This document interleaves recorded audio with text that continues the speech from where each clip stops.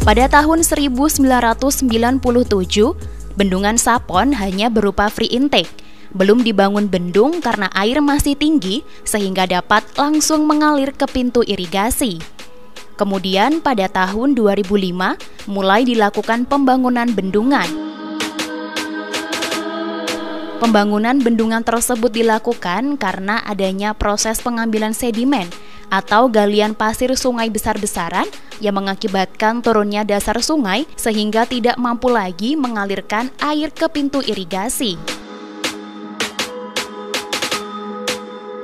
Proses pembangunan Bendung Sapon berlangsung selama 3 tahun, selesai pada tahun 2008.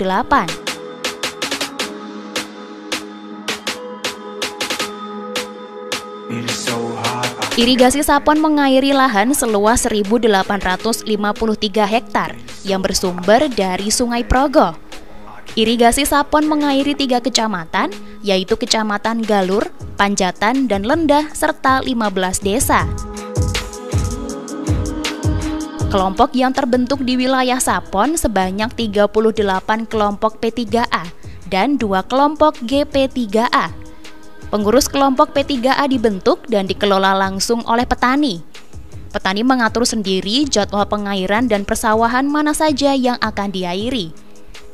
Pada saat musim kemarau, apabila air tidak cukup, pengairan dilakukan secara bergilir, jadwal pengairan disesuaikan dengan kesepakatan kelompok. Sistem irigasi Sapon itu dengan sistem air permukaan. Mengambil dari Sungai Progo yang ada di Blok Sapon ini, kemudian dialirkan melalui saluran pembawa, baik primer, sekunder, tersier, sampai petak-petak sawah yang ada di wilayah ini, yang kurang lebih luas wilayah irigasi kami ada 1.800-an berapa lah. Kalau ditanya penting dan tidak, itu sangat penting sekali, karena dengan areal 1.853 hektar itu harus disuplai dengan irigasi, utamanya air yang ada di kami, karena tidak bisa lepas ketika tanaman tidak kita airi otomatis tidak bisa. Sehingga dalam rangka untuk ketahanan pangan kita harus mencukupi kebutuhan untuk irigasi tersebut. Kendala selama ini yang kita alami, pertama personel kami kurang. Tugas kami yang ada di sini kurang, kami hanya punya 11 personel.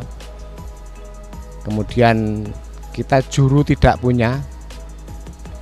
Kemudian petugas pintu air dan pintu bendung, operasi bendung.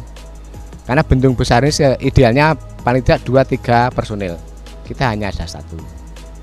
Kemudian juru kami tidak punya. Kemudian pintu-pintu bagi yang ada di kami jumlahnya banyak sekali, kemudian jaraknya jauh, sehingga kami masih kurang. Namun demikian petugas OP yang kita tugaskan di lapangan keroyokan, saling bantu, sehingga dalam rangka pelayanan alhamdulillah walaupun dengan kondisi seperti itu masih bisa kita layani. Itu kendala terkait personel. Kemudian kendala di anggaran kami tahun ini, karena kita nyadar dengan adanya pandemi COVID ini banyak anggaran yang awalnya kita tujukan di sini kan dalam rangka mendukung program penanganan COVID, sehingga banyak yang dikurangi. Kalau dari sisi target hasil tanam, insya Allah kita masih bisa berjalan, karena kita 7-8 ton per hektar yang ada di sini. Secara target hasil tanam, namun secara target indeks irigasi kami, penilaian irigasi masih kurang. Di Sapon kita punya GP3A. GP3A itu gabungan dari masing-masing P3A. Kita ada 2 GP3A, 1 di Banaran, GP3 Banaran, dan 1 lagi Wokeng. Di masing-masing GP itu membawai beberapa wilayah P3A. Sini ada 37 kelompok P3A atau kelompok-kelompok yang ada di wilayah tersier.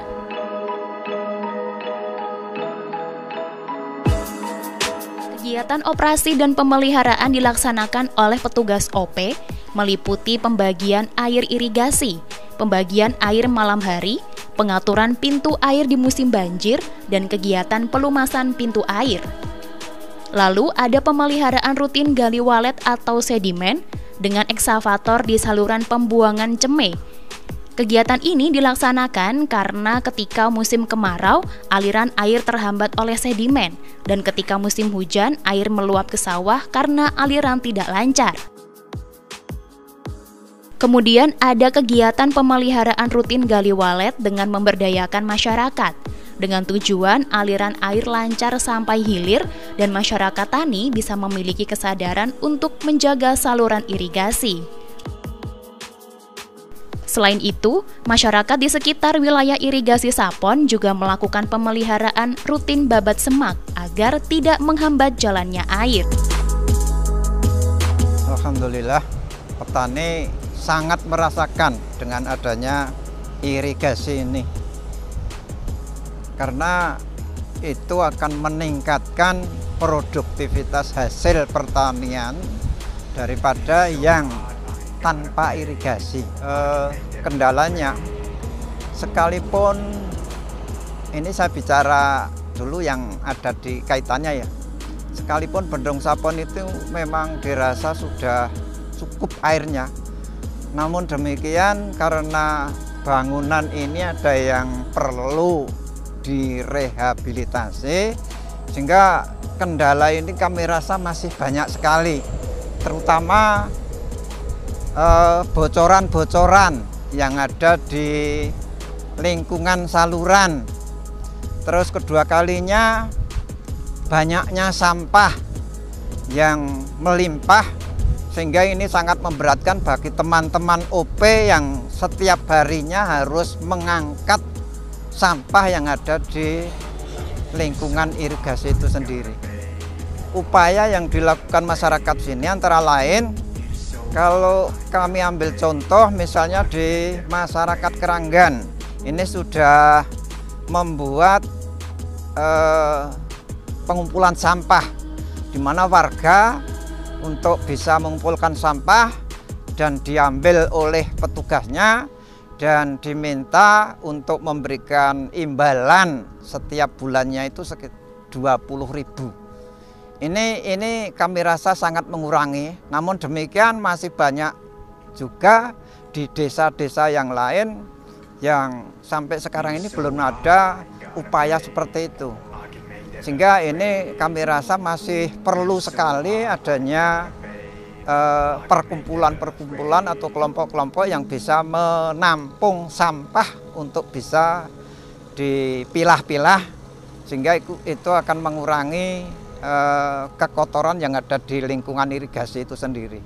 Harapan kami tentunya tidak lepas dari bantuan pemerintah desa, sehingga kalau dengan adanya kotoran sampah misalnya, kalau pedulian pemerintah desa itu bisa ditingkatkan, saya yakin sampah-sampah ini akan semakin berkurang. Syukur dengan adanya perda, pergub yang konon katanya siapa yang membuang benda padat, benda cair maupun gas itu akan dikenakan sanksi 2 bulan, kurungan 2 bulan atau denda 20 juta. Kalau itu nantinya atau bisa dipertegas, saya yakin nanti masyarakat petani ini akan jera, sehingga benar-benar kebutuhan petani itu akan lebih terjaga dan bisa dilestarikan. Karena petani sangat memperhatikan sudah adanya Bendung Kamijoro yang jadi, airnya sekarang sudah melimpah, dan hanya